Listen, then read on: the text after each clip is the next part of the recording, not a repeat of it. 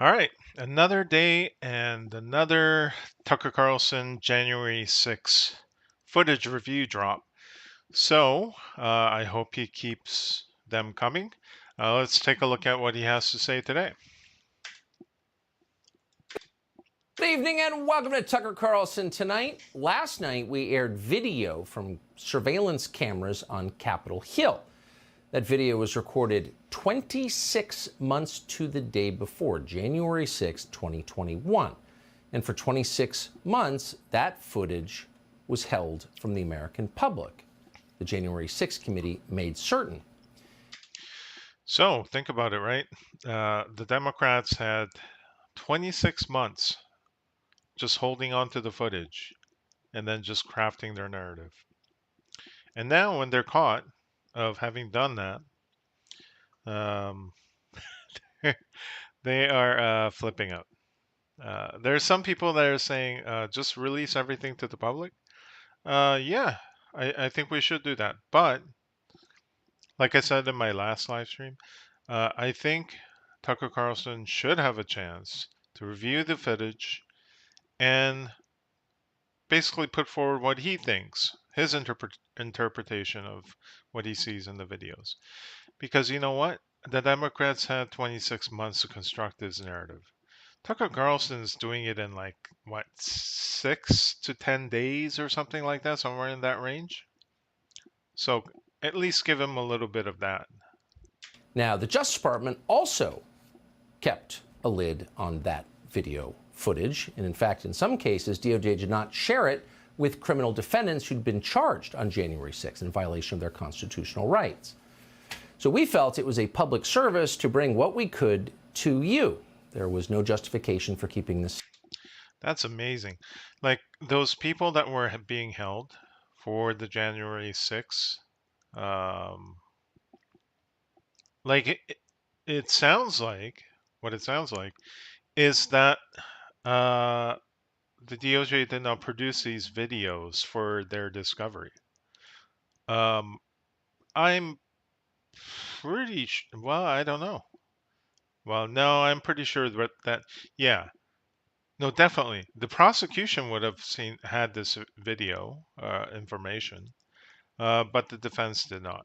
So, I mean, that's grounds on new evidence to the defense. Um, Maybe they can put a challenge to the court and then revisit some issues. Who knows? Hopefully, they can get a lot of these charges overturned, or I don't know. Basically, have some avenue for appeal because it's not cool that they did not have this surveillance available to them intentionally.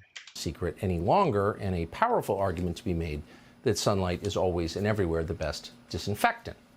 And in fact, because it was video evidence, it is to some extent self-explanatory. Anyone can look at the tape and decide what he or she thinks of it. So the tape we showed last Yes and no. Like video footage in its entirety, it is sort of everybody can make their own decisions, but it's not. Nothing is self-evident, not even in the video. So I'd be a little bit careful about that. But yeah. last night indicated very clearly that Capitol Hill police, in some cases, escorted protesters through the Capitol as if they were giving a tour. They did that with Jacob Chansley, the so-called QAnon shaman. At one point, they even tried to open locked doors on Chansley's behalf. Chansley was sentenced to 4 years in prison for his crimes in the Capitol on January 6th. And the video we showed you last night raises the obvious question, why? On what grounds? The video I showed you last night also showed that Officer Brian Sicknick was not beaten to death with a fire extinguisher. Right. So I understand that a lot of MSM are still pushing back on this. They're basically saying that they really want to hold on to the narrative that the J6 insurrection, quote unquote, was deadly and that they caused Sicknick's death. Um, Initially, they just reported without any kind of corroborating evidence or anything that he was beaten to death with a fire extinguisher. But I mean, here he is. By protesters on January 6th, as the media and Liz Cheney so often claimed. The video shows Sicknick walking around the building, apparently in good health, after he was supposedly killed. We showed you that video. You can make of it what you will. We also showed you video that proves Ray Epps, the Now, in case anybody is trying to argue that maybe he got hit in the head and after that there's some medical complications that caught up to him days later, and that's why he died, and so he was still killed by the insurrection or whatever. That has not that there's no evidence for it. We don't have any footage of him being hit in the head. There's no indication from the coroner that there was anything, any kind of trauma to the head that might have caused a stroke or anything. Like, no, it is just a basic stroke. Um, there's nothing related. We don't even know if he suffered any head injury. No evidence for any of that. mysterious protester who encouraged others to breach the Capitol, lied to the January 6th committee about where he was on that day. But for some reason, the committee protected him anyway. He was not considered an insurrectionist. He was their ally. So once again, you can draw whatever conclusions you like from that video. We have ours and we shared them with you. But it's really beyond debate that it is good for this country for Americans to be able to see it. The media and politicians, the people in charge, have talked about January 6th every day since it happened for 26 months. And so at some point, the evidence should be presented to the public. In free countries, governments do not lie about protests as a pretext to gain more power for themselves. They don't selectively edit videos for propaganda services and then lie about them in fake hearings and show trials. It really is crazy that they had an entire J6 commission condemning people using evidence that was picked out from a body of evidence that was not available to anybody else. What kind of proceeding is that? But that's exactly what happened. Like, this is why commissions are stupid, because in a court of law, if you have a prosecution and defense, whatever evidence that you use to prosecute it, but like one of the fundamental rules of law is that that evidence is also made available to the defense, and if the defense has evidence that they're bringing forward to defend their client, that evidence is also available to the prosecution. Everybody needs to be on the same footing, evidentiary wise, right? Um, and of course, in a in a in a commission, in a congressional commission, none of that is going on. And every member of Congress should ask why that happened. But Democrats in the Senate, the Democratic leader in the Senate, Chuck Schumer, is not asking why. Instead, Chuck Schumer went on the Senate floor today to explode and to say that showing that video, evidence of wrongdoing by the federal government, including the security forces, the police department that Nancy Pelosi personally controlled, letting the public see any of that is a threat to democracy. Watch. Last night, millions of Americans tuned in to one of the most shameful hours we have ever seen. All right. So, number one indication that somebody is about to just put a narrative over your face is just making emotional claims with no evidence to support it, right? It's meant to emotionally sway you. It's not meant to argue rationally. Without reason and evidence, we have no way of resolving disputes. If it's just two sides just flinging poo at each other in the form of emotional statements, like there's no resolution ever. So it should not be done. Let's see what Chuck does. On cable television, Fox News host Tucker Carlson ran a lengthy segment last night arguing the January 6th Capitol attack was not a violent insurrection. I don't think I've ever seen. Overall, it was not. I think there were individuals in moments who were aggressive, and they should be prosecuted for that. But you do not like another fundamental concept of justice is that you do not prosecute somebody for something that somebody else did, right? So this has to be analyzed on an individual basis. If it was a widespread thing, then we can characterize it as a group. But you can't say this was widespread or predominant or most people did this or whatever without showing two pieces of information: the people that did it and how many people were there, uh, overall. And if the percentage of people who did what you claim that they did is the majority in that group, then you can say, well, the group was by majority violent or whatever the claim is, right? But you can't, that's a database claim. That's a factually checkable claim. Without presenting that kind of data, if you just handpick certain moments, basically the same thing that the Democrats are accusing of Tucker doing, right? Cherry picking. Well, they're cherry picking themselves.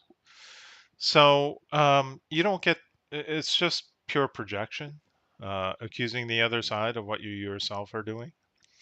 In the end, I think we will be able to adjudicate this once the 40,000 hours of footage is released to the public. But until then, the Democrats had 26 months to put forward their narrative.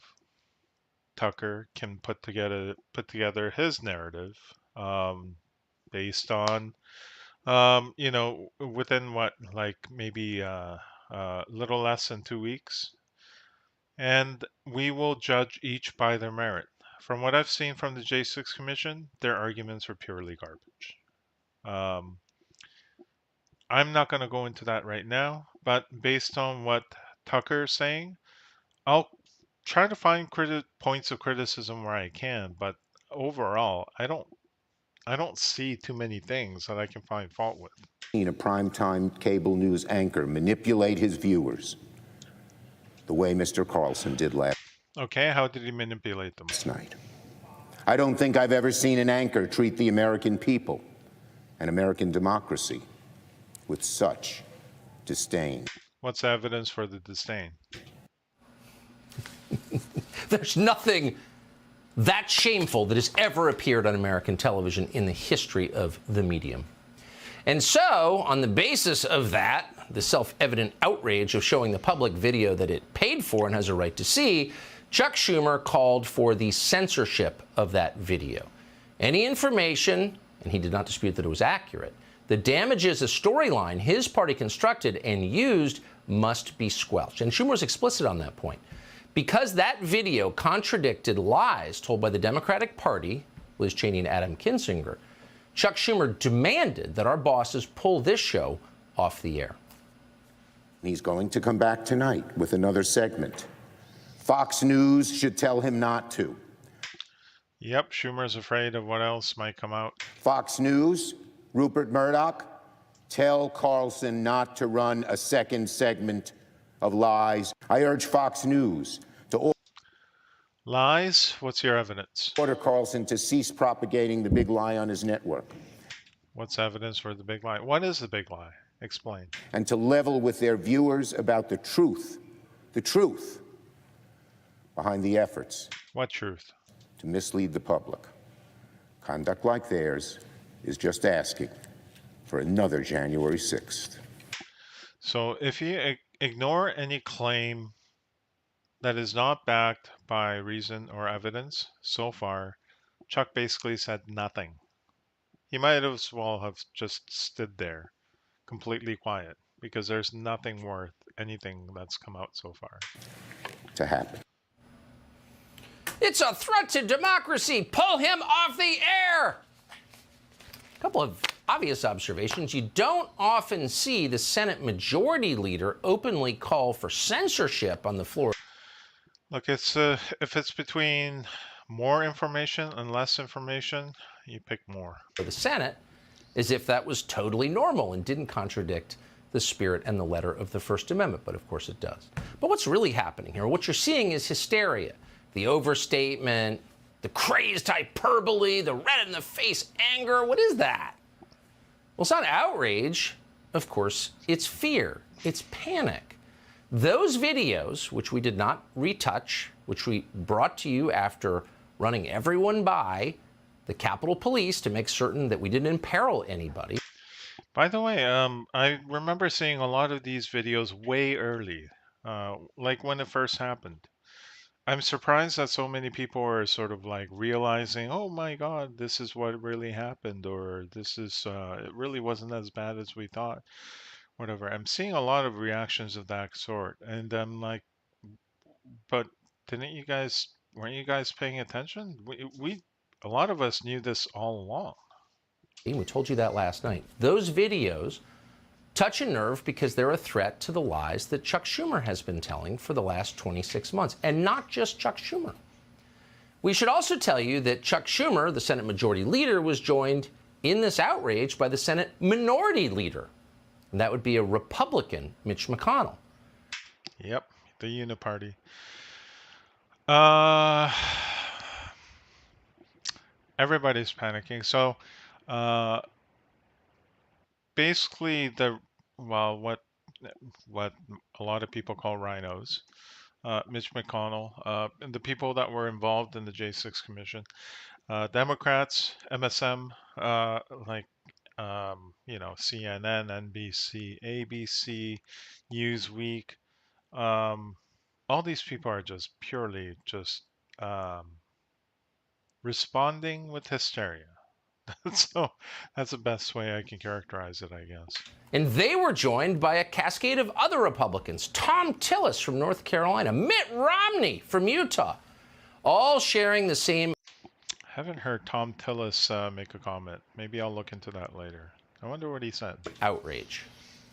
And from this, we learn two things. One, you're getting close to what they really care about. And you have to ask yourself, why? Why is it so important that they would degrade themselves by telling such obvious lies and calling for censorship? Why? What are they trying to protect? That might be worth exploring, and we plan to. And the second thing that we learned from this is that they're on the same side. The Senate Majority Leader joins the Senate Minority Leader. Yep, Uniparty. Tom Tillis, Mitt Romney. They're all on the same side.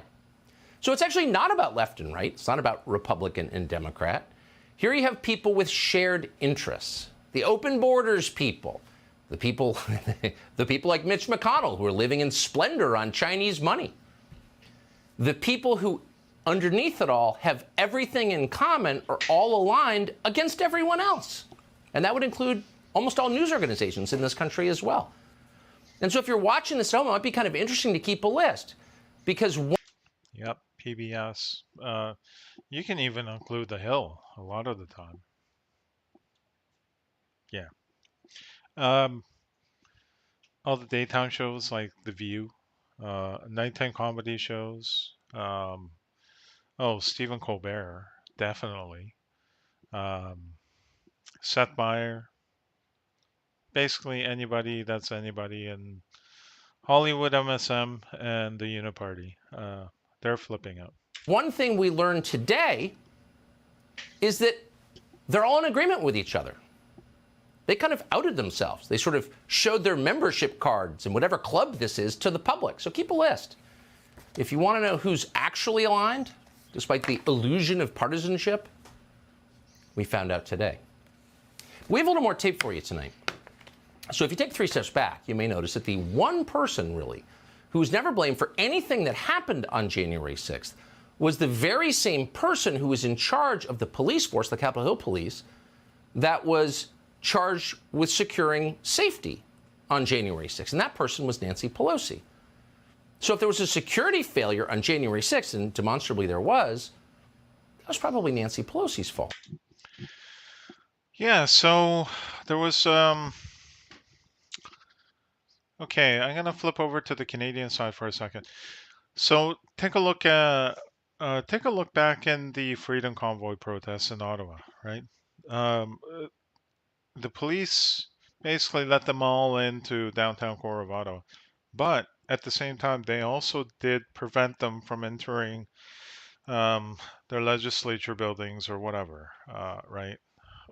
I think they wanted them to come in as close as they can and stay as long as they can to maybe recreate a J6 narrative situation. But, um, as far as keeping them out of key areas, they did. Uh, Security objective complete, right? Why didn't the Capitol Police keep people out? It's kind of weird. I don't know. I mean, I know there's footage of people like breaking in and stuff, and then like throwing aside the barricades and things, but uh, that would have never happened if they had enough police present, if they had enough force present. And by the way, like, all sorts of help was offered but rejected, right? Um, so they could have had a better perimeter staffed by more police and kept people out if they really wanted to. But, it's instead they at one point opened doors for them, both from outside to inside and within the building. And after looking at thousands of hours of footage, we came to the conclusion that many others have reached, which is the Capitol Police were not prepared for what happened. And that's fascinating when you think about it, because there was ample warning. The federal intel and law enforcement agencies knew perfectly well there could be a massive disturbance at the Capitol. But the frontline officers on duty that day didn't know. And yet the people who kept that information from the frontline officers who were overwhelmed by thousands of people milling around the Capitol building, the people who fell down on the job, who didn't do their job, they were not punished. They were rewarded. Oh, yeah, no accountability at all. And you have to ask yourself, why is that? Subscribe to the Fox News. All right, let's take a look at the second video. Many in federal law enforcement knew perfectly well there was going to be a huge demonstration in Washington on the afternoon of January 6, 2021, and that it could become potentially violent. There is no debate about that fact. The FBI knew. But it's also clear that many on the U.S. Capitol Police Force, the frontline officers who protect the Congress, did not know. They had no idea what was coming. And because they didn't know, they were completely unprepared for what happened that day. That is a very strange failure of communication, and it has never been explained. To understand more about the response to January 6th inside the Capitol, we sat down with a man called Tarek. I thought like additional forces were offered to Nancy Pelosi, and she just kind of not acted on it or rejected it. I'll have to check back on Johnson. Johnson served as a Capitol Hill police officer for 22 years. On the day of the protests, he says he was responsible for securing the certification of the presidential election. If there is anyone at the very heart of the January 6th story, it's former Capitol Police Lieutenant Tarek Johnson. And yet, for some reason, the January 6th committee never called him to testify. My voice was one of the first ones you hear on the audio transmission, so I did expect to get an interview at some time, but no, it didn't happen. I guess the focus was on Donald Trump. According to Johnson, no one answered his numerous pleas for help over Capitol Police radio frequencies. Johnson says he, quote, didn't hear anything on the radio. According to Johnson, Yogananda Pittman kept vital information about the protests from frontline officers like him. Pittman was the assistant chief of the department in charge of intelligence operations. We should have been better prepared that day, and we could have been better prepared that day if the information was disseminated like it was supposed to be. Once protesters moved inside the building, Johnson's first concern was the safety of senators. His job was to protect them. In rising panic, he called over the radio for direction and assistance. Even now, 2 years later, he is baffled by the response he got. I was requesting permission to evacuate the Senate side, the Senate chambers, because I had a clear line of sight to get them out the Senate door, and I didn't get permission. The dispatcher called a couple times to see if I can get permission. No response. With Yogananda No response. Jesus. Pittman and his other supervisors unresponsive, Johnson says he decided to begin the evacuation of senators himself. The person that I thought was going to authorize the evacuation didn't do it. I wanted to get those members of Congress out as quickly as I could. That's why I initiated, those evacuations. Me being disciplined, it wasn't as important as not getting the members of Congress and their staff to safety. Footage we reviewed seems to bolster Johnson's account. The video shows Johnson conducting the evacuation of senators from the chamber. Yet Tarek Johnson was not rewarded for what he did. He was punished. A photo emerged of Johnson wearing a MAGA hat outside the Capitol. That picture cost him his career. Optics is everything, bro. Sometimes I look at it and thank you, God, for blessing me with this hat. And sometimes I'm like, wow, I wish this hat never came in my life. A Biden voter, Johnson says he donned the hat in an effort to rescue fellow officers he believed were trapped in the building. I figured if I had the hat on, it'd be easier for me to navigate my way through the crowd. It was basically self-preservation and de-escalation, and I needed to get up those steps. I couldn't say what would have happened walking through that crowd without it. But for the crime of wearing a Trump hat, Johnson found himself suspended. Ultimately, he resigned from the force and lost his pension. He now works part-time as a furniture mover. Wow. Yogananda Pittman, meanwhile, thrived. 2 days after January 6th, Nancy Pelosi elevated Pittman to acting chief of the Capitol Police. Late last year, Pittman took a high-paying job as the head of security at UC Berkeley, which is right outside Pelosi's congressional district. Berkeley announced Pittman's hiring with unqualified praise for her, quote, steadfast commitment to social justice. Pittman herself boasted about What? Steadfast commitment to social justice? What does that have to do with the qualifications of a security officer? her heroic performance on January 6th. Her department, she said, quote, saved democracy that day. We reached out to Yogananda Pittman for comment, but she didn't get back to us. That's a ridiculous statement. How was democracy under threat that day? What were they going to do? Subscribe to the Fox News YouTube channel to catch our nightly. All right, so that's that. Let's take a look at some reactions. Okay, so 1 hour.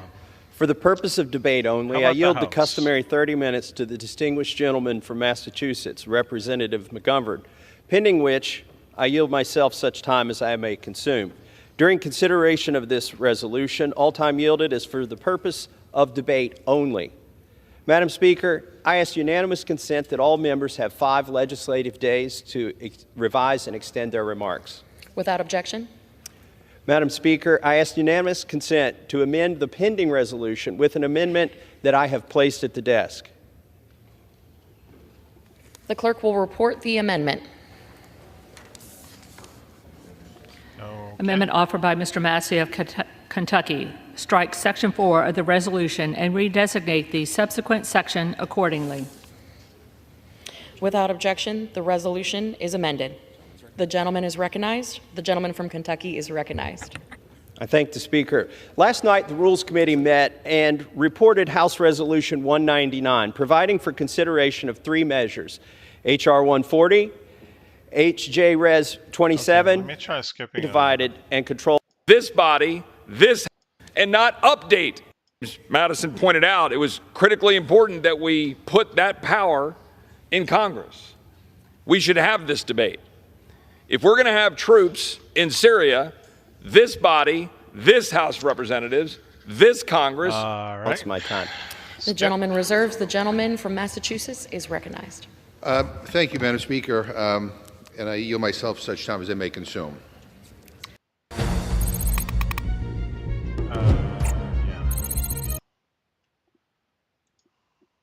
Recognized. Last night, the Rules Committee met and reported out a rule for 3 bills. And first, let me just say this is an awful rule. And I don't want to hear my Republican colleagues talk about fairness or openness ever again. We got lecture after lecture about how they wanted to be more open and more inclusive. Well, guess what? So far in this Congress, 22 of the 26 rules have been completely closed. I mean, there's Okay, so what's going on? Forbes, what are you doing? Justin, battle over Tucker Carlson's access to January 6th footage detail, House debate. And then they're not even talking about it. 4 minutes in, oh, it's like an hour-long video. I can't go through all that. Is there a timestamp? Anybody put a timestamp there? Where is this? Where is it? Okay, I'll try to find it. I'll spend a few minutes trying to find the relevant section, but this is kind of there's more garbage. closed S619, the COVID-19, passing a bill that makes furious, and I'm not just furious for me, I'm furious for the people he lied to. Capitol police officers, it was not an attack at all. Of this week, Fox News aired an offensive, dishonest, shameful representation about what happened on January 6th. Pay attention to words that are often repeated. Shameful. 2021. For nearly an hour, Tucker Carlson said that January 6th was not, in fact, a violent attack on American democracy. In fact, he said it was not an attack at all. He called it a, quote, peaceful sightseeing day. It mostly was. So here's the thing. Unless you're trying to mislead people, you can't go full on black or white. Was it completely peaceful? No. Was it completely an insurrection, aggressive, violent insurrection? No. The question is, where does it fall in the middle? Was it like 99% peaceful, or was it 1% peaceful? That's what we're getting at. Now, Tucker is saying that for the most part, it was peaceful. Now, this guy wants to say, for the most part, it was violent. Now, there is a factual way to sort this out. So, just I mentioned it last live stream, but just off the top of my head, number of people that were peaceful times the time, like the duration of which they were being peaceful, divided by number of people that were not being peaceful times the duration that they were not being peaceful. That will get you an overall ratio or a percentage of how peaceful the event was. And then you can decide, based on that number, well, can you say that that was peaceful or not peaceful? Downplayed what happened, tried to sanitize and gloss over the first responders who were attacked and died, called the people attacked. Okay, who was attacked and died? Sicknick was the only candidate, and he died of a stroke, as per the coroner's report.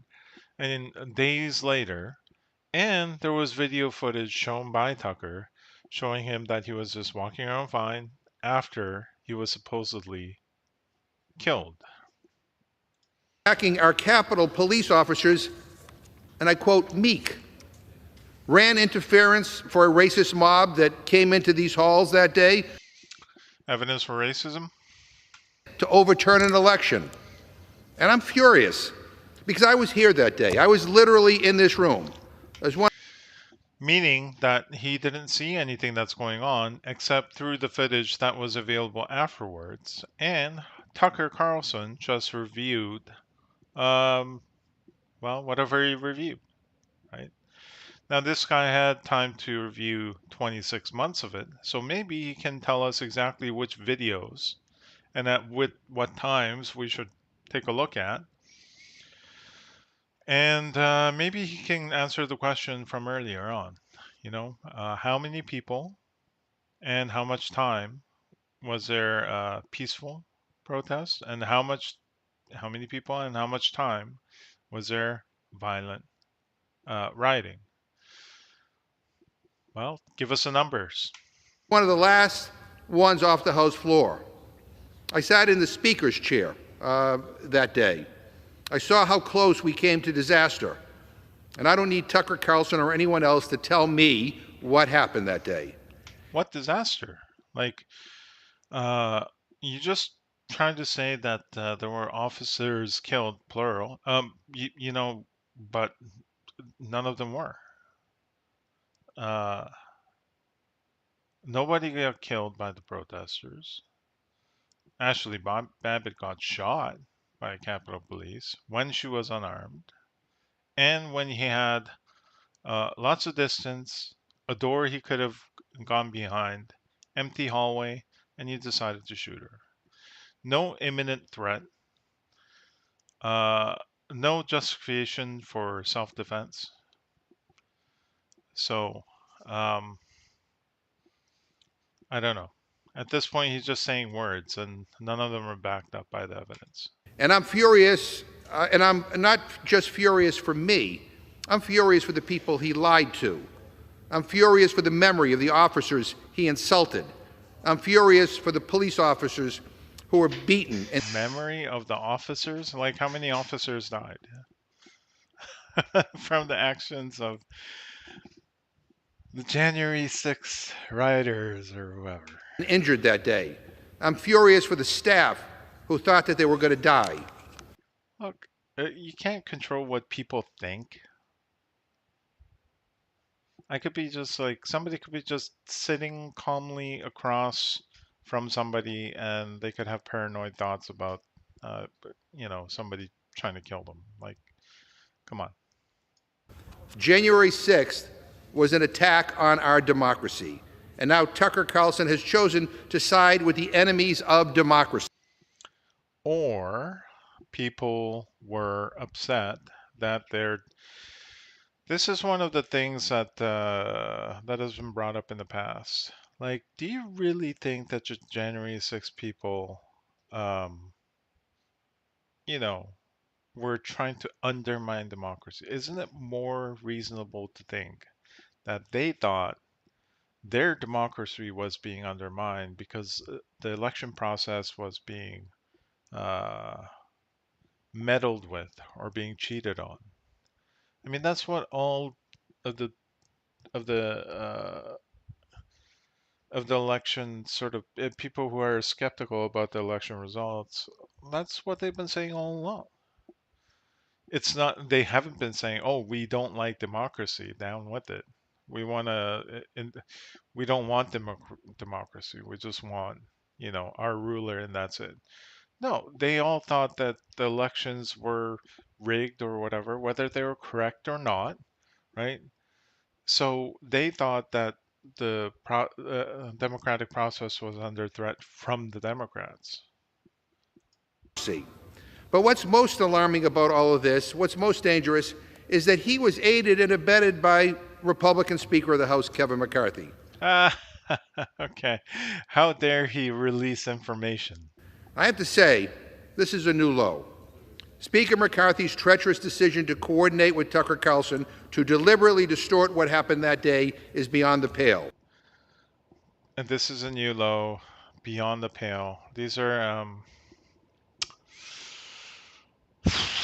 what I would say sort of like program statements, almost like incantations. It's kind of weird. And the worst part is the blatant lying. On November 21st, 2020, Carlson said in private text that lies about voter fraud were, and I quote, shockingly reckless, and called the very conspiracy theories he was promoting on the air as insane and absurd to his colleagues. He called those propagating the big lie, and I quote again, dangerous as hell. He knew that claims the election was stolen were dangerous lies. But instead of owning up to the truth, he went on TV. And with zero respect for his viewers, and for the people of this country, zero respect for the truth, zero respect for our democracy, he sold those dangerous lies to the American people. He should be ashamed. He was showing and videos. Speaker McCarthy's disgraceful decision to help him spread these lies will forever be a stain on this institution. So my question for the Speaker is, was it worth it? Was the backroom deal with the far right to help Tucker Carlson lie about what happened that day worth the damage done to our democracy? Was it worth insulting the memory of the law enforcement officers who died defending this building and what it symbolized? Who? What? Officers who died defending this building? Seriously? Who? Like, this guy is just factually wrong. The family of fallen officer Brian Sicknick doesn't think so. I want to enter their full statement into the record today, but our rules prevent me from doing that. So let me just read a part of it here. And I quote, "The Sicknick family is outraged at the ongoing attack on our family by the unscrupulous and outright sleazy so-called news network of Fox News." How is Sicknick being attacked? Like, what was the attack? Tucker Carlson didn't say anything negative about Sicknick.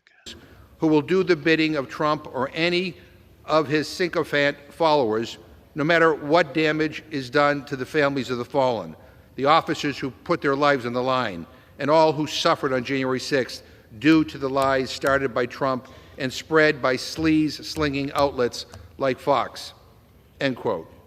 They go on to say, and again I quote, "Every time the pain of that day seems to have ebbed a bit, organizations like Fox rip our wounds wide open again, and we are frankly sick of it," end quote. That sounds very disingenuous. That sounds, that's what I think Jordan Peterson would call ideological speech. Anyway. Quote. That's what Speaker McCarthy is doing here. And it's sick, and it's indefensible, and frankly, I find it disgusting. So when the hell will House Republicans stand up here and say, this is wrong? At least some Senate Republicans, what's wrong? Releasing information? To their credit, have actually denounced Carlson's lies. Yes. Senator John Kennedy said, and I quote, "I was here. It was not peaceful. It was an abomination." Senator Tom Tillis says, Tucker's depiction was BS. He called it indefensible. Senator Mitt Romney says, you can't hide the truth by selectively picking a few minutes out of tapes and saying this is what went on. It's so absurd. It is nonsense. That's so ironic because that's exactly what the J6 Commission did over 26 months. It's a very dangerous thing to do. But all we get out of this side of the Capitol is deafening silence. And every moment House Republicans do not come out and condemn these evil lies, more damage is done to the fabric of our democracy. Because mark my words, January 6th will happen again if we do not correct the record and tell the truth about what happened that day. Yeah, I'm sure Ray Epps is working hard to re-engineer the same event again. It was an attempt to overthrow the government of the United States based on lies spread by...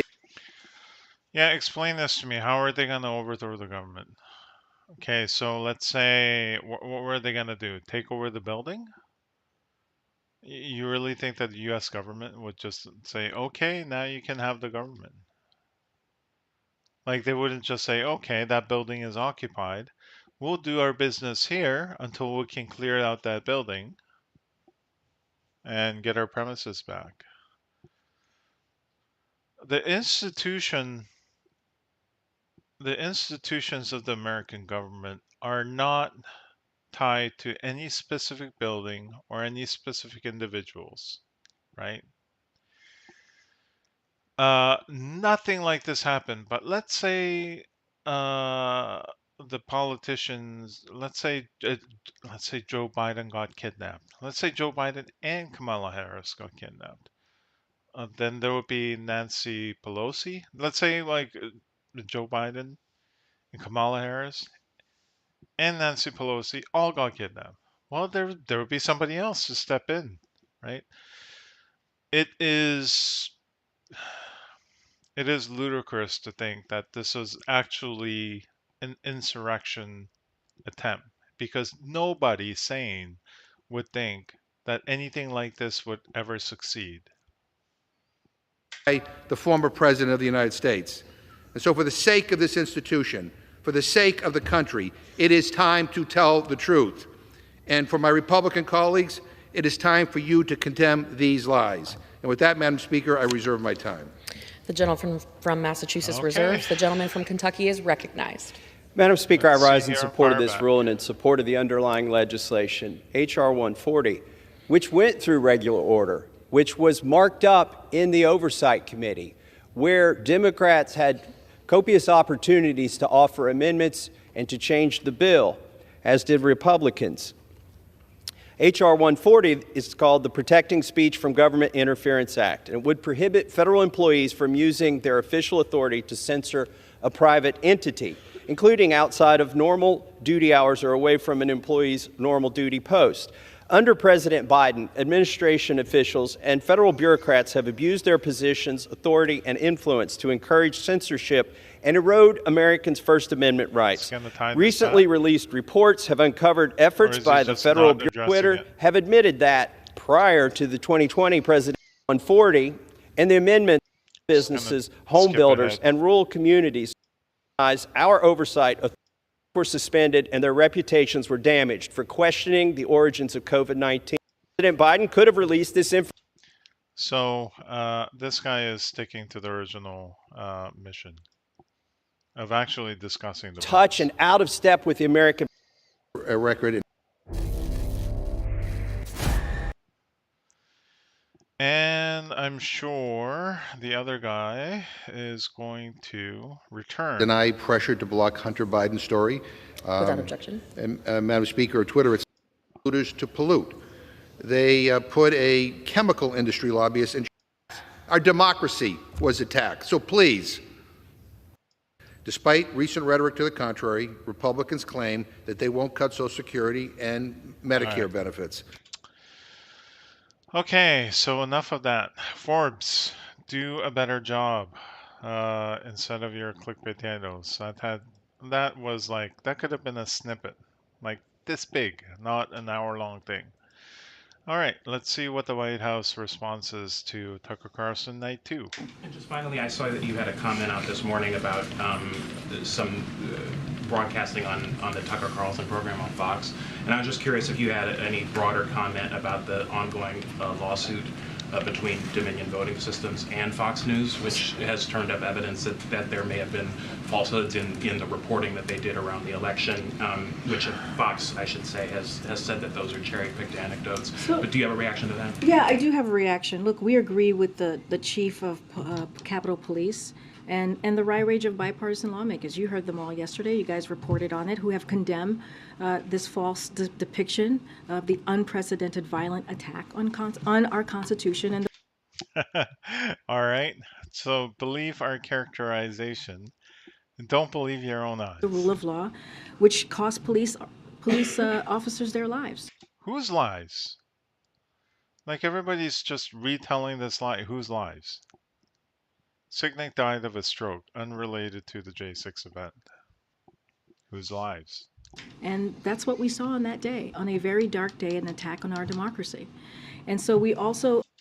See, when you just outright tell a falsehood like that, it kind of undermines all your credibility. As it relates to the Tucker Carlson question, we agree with Fox Nation's own attorneys and executives who have repeatedly stressed in multiple courts of law that Tucker Carlson is not credible. Who cares who is credible or not credible? Deal with facts.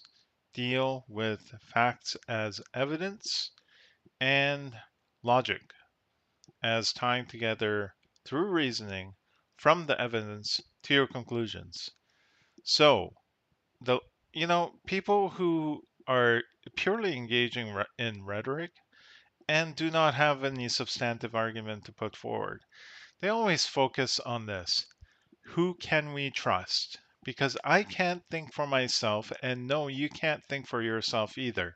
So who can we trust? Can we trust this guy, or can we trust that guy? Is that guy more trustworthy than this guy? Should we listen to this person or that person, but not to that person? Right?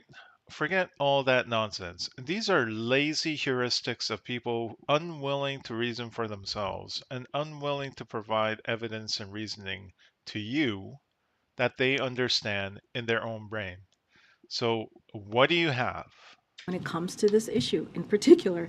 And we have, NPR back in September of 2020, they had the following: you literally can't believe the facts Tucker Carlson tells. NPR said this is not a good argument for anybody. You. So say Fox's lawyers. Again, in Washington Post, most recently, just a day ago, Fox executive Hannity Carlson shows are not credible sources of news. Hannity Carlson. All right. And so to have said what he said when we saw Capitol police officers lose their lives, or police officers lose. We saw Capitol officers lose their lives. And, these guys said, and those guys said that this is wrong. So you should also believe. Forget any evidence or reason. Forget the evidence that Tucker Carlson just showed you in the video form. Just believe these people and not those people. Don't believe Tucker Carlson. That is like the worst argument. You take that to, I was about to say law school, but you take that to like a high school debate team and you'll be laughed out. Laughed out. Lose their lives is just shameful. Thanks, Doreen. Hi, I'm Dave Burton. I work at Grip 6, and I'm going to give you 5 reasons. More ads. Looks like that's about it for that. Let's see Kevin McCarthy's reaction. Tony Dukar with Newsmax. I'd like to ask you 2 questions, one on the January 6th footage and the second on your speakership more broadly. First of all, one of your criticisms of the House Select Committee was that it failed to investigate why the Capitol was so ill-prepared for an attack that day. In newly released footage, Mr. Carlson portrays Capitol Police as tour guides for Jacob Chansley, who was sentenced to 41 months in prison. 41 months. And his defense attorney didn't even have that footage. That's atrocious. What is your assessment of the way that those officers acted that day? And secondarily, do you believe that the sentencing for Jacob Chansley was justified or perhaps too extreme? I don't. Way too extreme. No, I wasn't in the court cases. The one thing I always want to make sure is this Capitol is protected and secured. I want to make sure the officers here have everything they need to provide that. My whole role for January 6th is just to bring transparency. People can make their own decision with that. I just don't think the way January 6th committee handled it by not letting Republicans on, by picking and choosing what was shown, I let people make their own decision. Yep, I can respect that. Very based response. Oh, but that will take some questions. Yes. Leader Scalise, do you agree Let's with Scalise. Tucker Carlson's characterization that January 6th was peaceful? Well, if you looked at I watched the first day of his expose on some of these tapes that are released that you're all going to be seeing as well. But he also criticized the people who broke the laws and attacked police. Yes, he did. Fundamental tenet of justice is that you hold the individuals that did the wrong acts accountable. And for the rest of them, a group guilt is not a thing. We take on guilt at an individual level. And Tucker Carlson did mention that there were some people that were being there were some vandals there, or people engaging in acts of vandalism, and he denounced that. Now, for the people that are just walking in and just walking around, staying between velvet ropes, taking selfies, what did they do wrong, really, other than maybe they were there when they weren't supposed to? Police officers. So the bottom line is there's finally transparency. This January 6th committee was always partisan from the beginning. Nancy Pelosi did not want all the facts to come out, so she cherry-picked what was released. Exactly, 26 months of cherry picking, and now they're getting mad at Tucker Carlson for choosing his own slices of video, which he only had the last couple of weeks to review. She released some things that even Capitol Police didn't want released. They asked Tucker Carlson to not show some things that he blurred out. There were things that Pelosi's January 6th committee released, even about the undisclosed location where members of leadership went. So at the end of the day, transparency is an important thing, and so the public's going to be able to see a lot more information. But ultimately, you know, and for my colleague Barry Loudermilk, I think he's owed an apology by every Democrat who questioned him on the events prior to January 6th. They implied things about him that weren't true, that those tapes revealed, and I'm waiting for those apologies to come because they owe it to him. Yes, in the back. You have all of these issues you're raising, and yet January 6th is back in the news cycle. Do you regret the decision that Speaker McCarthy made to hand those tapes over? Well, look, no matter whether the tapes are released or not, it seems like some in the press want to talk about January 6th every day. 100% true. So do a lot of Democrats. They only want to talk about certain parts of it, though. And so at the end of the day, have the transparency to get all the facts out. Let the public see everything, not just what was a one-sided sham committee that was only focused on getting one side of the story out. We have serious questions about whether... I would love for the Democrat side to still defend their own versions of events after all the videos have been released to the public, which I undoubtedly think will happen. Prior to January 6th, there were decisions made by the leadership in Congress at the time to turn down help from the National Guard, for example, that could have prevented what happened. And so a lot of that is still going to come out. So get the facts out. And in the end, transparency is the best disinfectant. Yeah. In the interest of transparency would be to release it to all the news outlets to take their own critical look at it. When is that? Right. And Speaker McCarthy said they're going to be doing that. And so the good news is for you, you didn't get that awesome under Speaker Pelosi. You will get that under Speaker McCarthy. And that's a new day that we're seeing in a lot of ways. We're finally seeing a lot of transparency across the board. We're seeing Congress work differently and better, delivering results for the American people now, too. That's something we didn't see. Last one. Can you tell us about the Republican plans to look into the mistreatment of defendants at D.C. jail who are held on pretrial detention? I don't know if that's going to be something that there's a few different committees that they should look into that. They were held way too long, right? They're held way too long for what they charged, what they did. And by the looks of it, their defense attorneys did not have the footage that the prosecution had access to. That is a major problem. That are looking at a number of things. 41 months for what we saw in the video was really just the QAnon shaman just walking around escorted by the Capitol Police. That's not right. Things not just related to January 6th, looking at some of these agencies that abuse their power. I think you saw Jim Jordan release some subpoenas over the weekend for some of these federal agents. I think, frankly, the media ought to be concerned about the report that's been exposed recently that the FTC was going after journalists regarding Twitter. And so when you see some of these federal agencies under the Biden administration going after people that are either exposing truth that they don't want out, we're going to be looking into a lot of that. Yeah, and expect the heat to come in heavy for Tucker Carlson. He's going to be under all kinds of threats and under fire from all sorts of people on the Democrat side. And on the Republican side of the Uniparty as well. So that's going to be coming. Rupert Murdoch's going to be under a lot of pressure to do something about Tucker Carlson. Tucker Carlson himself is going to be facing a lot of. I'm sure he's going to be getting death threats every day over this. It's going to be kind of nuts. All right, so that's day 2. I can't wait for what he releases on day 3. Keep on releasing them.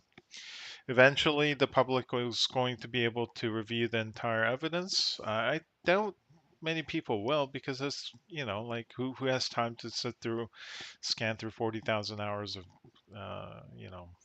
security videos. Mostly nothing happening. But the good thing is that we'll be able to verify all this, right? Somebody is going to be able to do an AI analysis of how many people, how much peaceful time, how much unpeaceful time ratio, and overall characterization of the entire event. Somebody's going to be able to run through that. And it'll be curious to see.